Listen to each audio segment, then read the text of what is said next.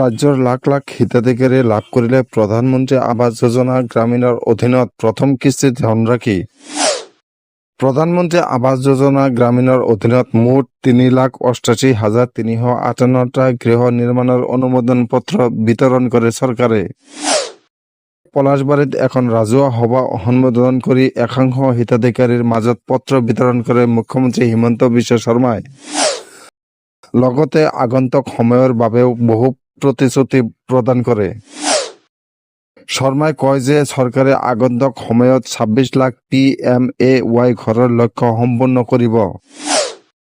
তেওঁ কয় যে আৰ্থিকভাৱে অনগ্ৰসৰ লোকৰ নিজা ঘৰ থকাটো নিশ্চিত কৰিবলৈ ১৫ লাখ অতিৰিক্ত ঘৰ প্ৰদানৰ পৰিকল্পনা হাতত ল'ব চৰকাৰে। এয়া এবাৰতে সম্ভৱ নহয়, যাৰ বাবে পৰিকল্পনা অনুসৰি অসমৰ প্ৰতি দৰিদ্ৰ লোকক ঘৰ প্ৰদান কৰা হ'ব। শৰ্মাই কয় যে প্ৰধানমন্ত্ৰী নৰেন্দ্ৰ মোদীয়ে তৃতীয়বাৰৰ বাবে প্ৰধানমন্ত্ৰী নিৰ্বাচিত হোৱাৰ সময়ত প্ৰতিশ্ৰুতি দিছিল ৫ কোটি ভাৰতবাসীক প্ৰধানমন্ত্ৰী আৱাস যোজনাৰ ঘৰ দিব। যোৱাকালি সেই প্ৰতিশ্ৰুতি বাস্তৱত ৰূপায়ণ কৰিবলৈ আগবাঢ়িছে চৰকাৰে। ইতিমধ্যে অসমত ২০ লাখতকৈ অধিক লোকে পকী গৃহ লাভ কৰিছে। তেওঁ কয় যে এয়াই প্ৰথম নহয়, ইয়াৰ পূৰ্বেও লাখ লাখ মানুহক চৰকাৰে ঘৰ প্ৰদান কৰিছে। শৰ্মাই কয় যে এবাৰতে সকলোকে ঘৰ দিয়া সম্ভৱ নহয়, কিয়নো বজাৰত বয়-বস্তুৰ অভাৱ হ'ব। লগতে দামো বৃদ্ধি হ'ব, যাৰ বাবে চৰকাৰে পৰিকল্পনা অনুসৰি হিতাধিকাৰীক ঘৰ দিয়াৰ বাবে আগবাঢ়িছে।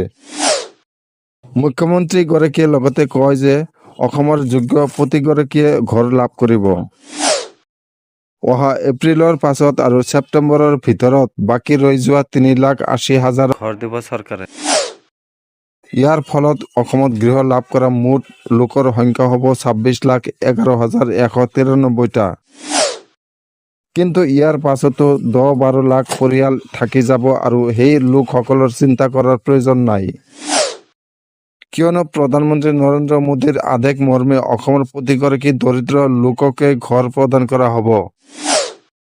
হিতাধিকাৰীসকলৰ একাউণ্টত যোৱাকালি প্ৰথম কিস্তিৰ ধন সোমোৱাৰ কথা উল্লেখ কৰি শৰ্মাই কয় যে যোৱাকালি প্ৰথম অৱস্থাত হিতাধিকাৰীসকলক একাউণ্টত ৩৫,৫০০ টকা সোমাব আৰু প্ৰথম কিস্তিৰ বাকী ধনখিনি কাইলৈ বা পৰহিলৈ সোমাব। পৰৱৰ্তী সময়ত নিয়ম অনুসৰি বাকী থকা কিস্তিৰ ধন সোমাব বুলি কয় মুখ্যমন্ত্ৰীগৰাকীয়ে।